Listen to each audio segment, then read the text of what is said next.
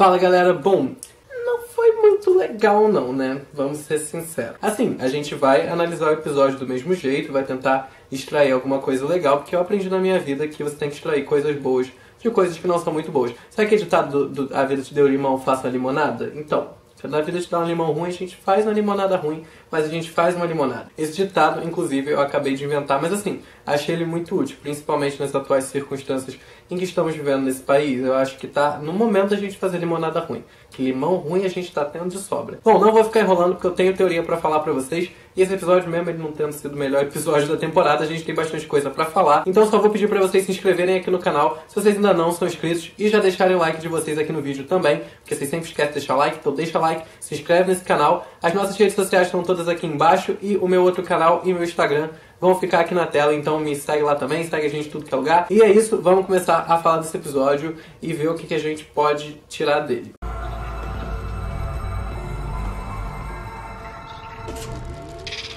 Bom, a gente começa o episódio ali vendo o Michael encontrando os 3 corpos do Baldwin, do Ariel e da Midi que foram queimados no último episódio. Ele não sabia que esse rolê tinha acontecido e eram basicamente os 3 grandes aliados dele na grande revolução que ele ia fazer contra as bruxas. Então, ele além de se sentir muito sozinho por ter perdido ali os aliados dele, e ele também se sente muito sozinho por ver que a Midi queimou. A Midi, como a gente sabe aí, era a última figura maternal que ele tinha contato, né? Depois que ele perde contato com a Constance, depois que ela morre, ele fica bem sozinho e a Midi é que acaba ocupando esse lugar na vida dele pra ele.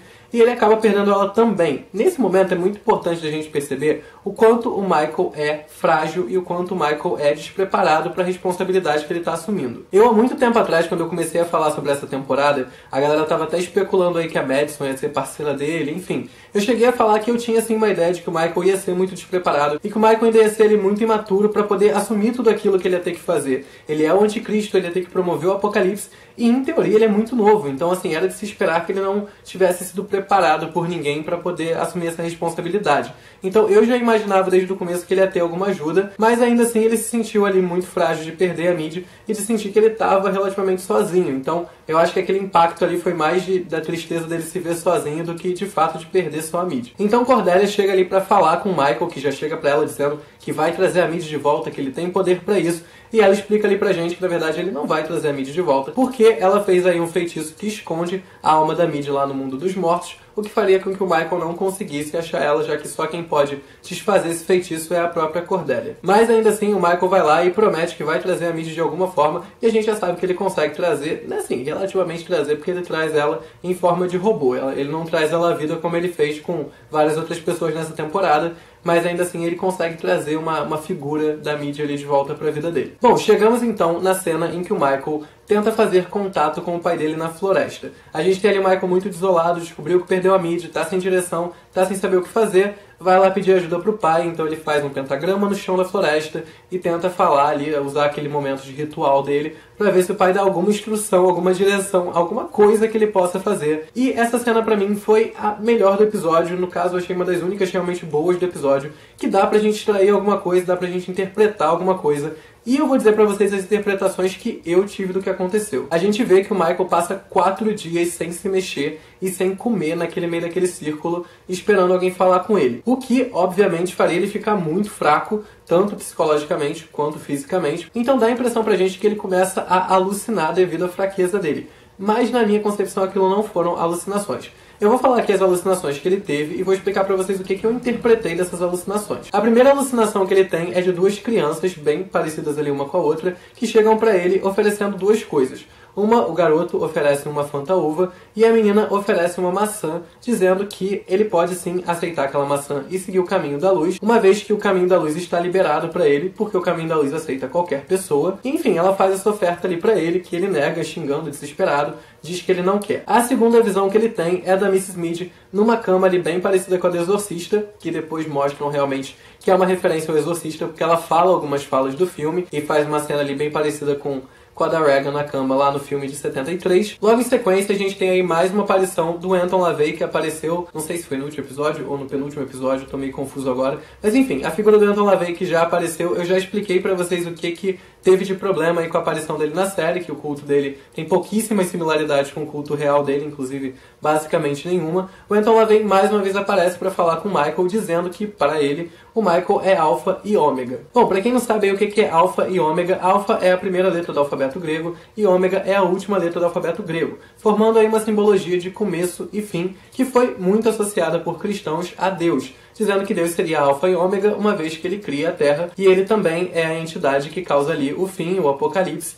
Então, como Deus acaba sendo responsável pela criação e também pelo fim da Terra, ele seria alfa e ômega. Eu cheguei a ler algumas teorias de que Lúcifer também seria alfa e ômega, uma vez que não é mostrado explicitamente na Bíblia em momento nenhum o momento em que Lúcifer é criado, dando a entender que ele já estava aqui no momento da criação. E também a gente tem ali no momento do fim de tudo que Lúcifer é condenado, mas ele não é morto. Então, em teoria, mesmo depois do Apocalipse, Lúcifer não morre e continua, né, condenado, porém vivo. Então isso faria com que ele fosse também ômega. Mas essa teoria, pra mim, ela é um pouco meio complicada, meio assim, muito viajada. Então eu acredito que o que LaVey quis dizer foi simplesmente associar a imagem de Michael a Deus, meio que dizendo que se ele era alfa e ômega e Deus também era alfa e ômega, em teoria ele teria o necessário para poder vencer Deus, já que eles teriam poderes ali bem parecidos. Logo em seguida a gente tem aí a aparição de um anjo, que como a gente sabe os anjos significam mensageiros do céu, que vem ali dizer pro Michael que Deus ama ele e tenta também uma comunicação com o Michael vira a cara, grita, não quer falar com ninguém, até que no final a gente tem ali a aparição de um bode, que a gente sabe que é muito associada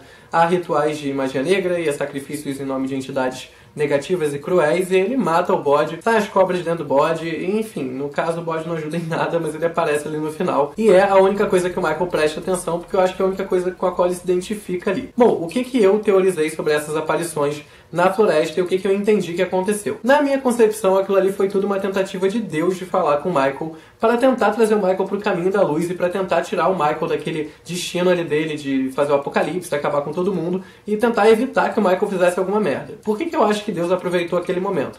A gente sabia que o Michael estava muito fraco, o Michael estava muito confuso e ele estava tanto num momento ali muito frágil emocionalmente, como também num momento muito frágil fisicamente. Então, para Deus fazer essa investida aí e tentar falar com ele, aquele era o melhor momento. A gente vê que o anjo chega ali e diz pro Michael que Deus ama ele, e como a gente sabe que os anjos são mensageiros do céu, ele poderia sim estar trazendo uma mensagem dos céus para o Michael. Mas a coisa que mais me intrigou nesse rolê todo foram as duas crianças do começo, e o que eu entendi que aconteceu foi o seguinte. Logo que elas apareceram, a imagem de Adão e Eva veio muito forte na minha cabeça, por elas terem mais ou menos a mesma idade, serem muito parecidas, e estarem ali num momento meio celestial, não parecia uma coisa muito do nosso plano, do nosso mundo. E a gente tem um momento em que a Eva, né, que seria a Eva, a menina, oferece uma maçã pro Michael. O que eu entendi disso? Que pareceu pra mim uma mesma representação de Adão e Eva, só que ao contrário. Porque na história original de Adão e Eva, a gente tem a Eva se rendendo ali às tentações de provar a maçã, que seria o fruto proibido, e cometendo ali então o pecado original, que teria sido o pecado que veio a se desenvolver em todos os outros pecados que já existiram no mundo, fazendo com que o mal fosse alastrado pela terra, onde antes só havia o bem. Como a gente sabe que o Michael ali é aquele ninho de pecado, faria sentido uma representação do Adão e Eva ao contrário, onde na verdade Eva estava oferecendo para o Michael o que seria o fruto proibido, mas em vez de ser uma tentação para o mal, seria uma tentação para o bem. Ele aceitando aquela fruta, ele seguiria, como ela disse, o caminho da luz, e ele conseguiria fazer a primeira coisa fora da rotina dele, que seria seguir o caminho da luz. Então, no caso, o Michael estava aqui no mundo de escuridão, e ele aceitaria o fruto como uma tentação para ir para o caminho do bem. Enquanto no caso de Adão e Eva, a gente tinha o caso ao contrário, que era, eles estavam no lugar aqui bom, onde tudo estava ótimo, e Eva aceita a maçã para ir para o caminho do mal. Bom, eu não vou me estender aqui muito sobre o culto satânico que apareceu ali, porque pra mim foi meio encheção de linguiça. Basicamente, resumindo muito o que aconteceu, Michael estava perdido quando saiu da floresta, foi lá parar no culto satânico, fez uma amiguinha que descobriu que ele era o anticristo, e aí ele acaba virando uma puta celebridade ali dentro do culto. Algumas coisinhas que são importantes de falar desse culto. Basicamente, o propósito deles é fazer a Terra se tornar um lugar cada vez mais pecaminoso e cada vez mais nojento e cruel e imundo, para que se torne um terreno bom e fértil para o anticristo surgir. Eles esperam o anticristo da mesma forma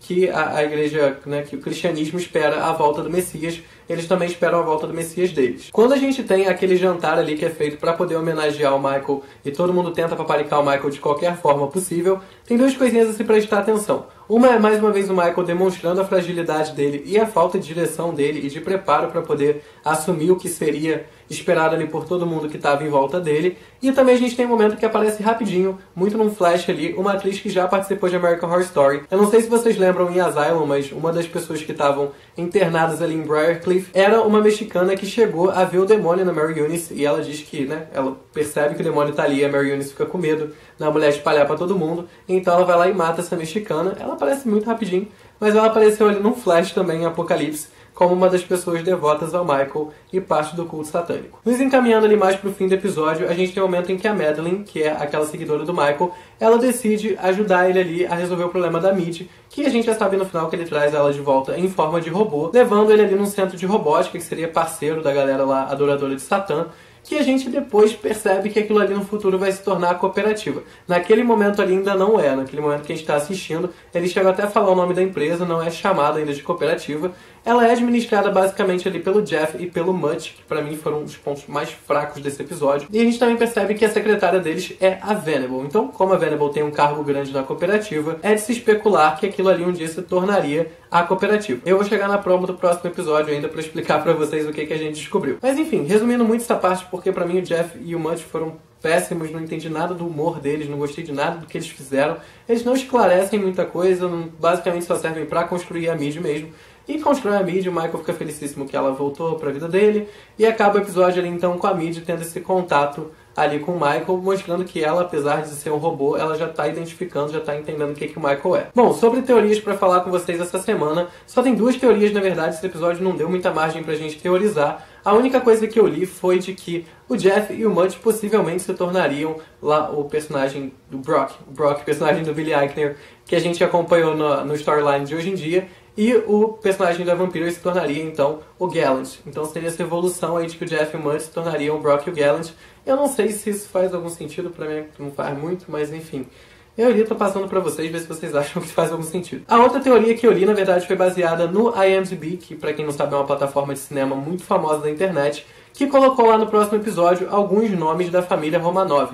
Quem não sabe, a família Romanov foi uma família que governou a Rússia por mais de 300 anos e que acabou sendo fuzilada ali no final, quando Lenin e o exército dele assumiram ali o poder. Existem umas teorias da conspiração aí de que, na verdade, a família não morreu toda. Acredita-se que morreu todo mundo, mas tem umas pessoas que acreditam que uma das filhas escapou, e muitas acreditam, inclusive, que a mãe escapou com as filhas tudo. Então, assim, tem uma grande debate em cima da família Romanov, e eles tiveram uma importância para a história russa muito grande. Não sei exatamente em que contexto o Ryan Murphy colocaria essa galera ali no meio. Mas tá tendo essa teoria aí porque o nome de 3 filhos Romanov apareceram ali no meio dos personagens do próximo episódio. Então tem uma chance dessa galera aparecer. Bom, sobre a promo do próximo episódio, eu sempre analiso ela aqui com vocês e tento, enfim, teorizar em cima dela. Mas eu achei a promo desse próximo episódio meio confusa. Ela foi cheia de cena que já aconteceu nessa temporada, então eu não entendi muito bem essa promo. Mas vamos ao que a gente extraiu ali de novo. Como eu falei pra vocês, a gente já percebeu que aquela empresa do Jeff e do Mutt ia se tornar cooperativa um dia, e aparentemente no próximo episódio a gente vai acompanhar aí o nascimento da cooperativa e como que a Venable vai chegar a ser a Venable. Tem uma cena ali na promo que tem uma arma apontada pra cabeça do Jeff e aparentou ali pra mim ser uma mão feminina segurando a arma. Então não sei se a Venable vai fazer um puta boicote ali dentro pra conseguir pegar a empresa pra ela. Ela parece ser bem dona de si, bem cheia de decisões e bem cheia de ideias, então na minha concepção não seria estranho ela tomar a coisa do Jeff e do Mutt, que são 2 retardados. Seria muito fácil ela conseguir pegar a empresa pra ela. Outra coisa também que é bom de dizer é que a gente continua em flashbacks no próximo episódio, que é o 9º episódio. Então assim, continuo suportando a minha ideia do apocalipse do último vídeo. Se vocês não viram, assistam. Ou esse último episódio vai ter 6 horas de duração, ou a gente vai entender e finalmente ser esclarecido sobre a fic do apocalipse. As últimas 2 cenas que a gente teve aí nessa promo foi da Cordélia dando um ruim muito grande na cama, que eu não consegui deduzir na minha cabeça muito do que seria. A gente tem uma mulher chorando, que eu também não identifiquei quem é. E a gente tem a Cordélia e a Myrtle tirando uma pessoa da banheira.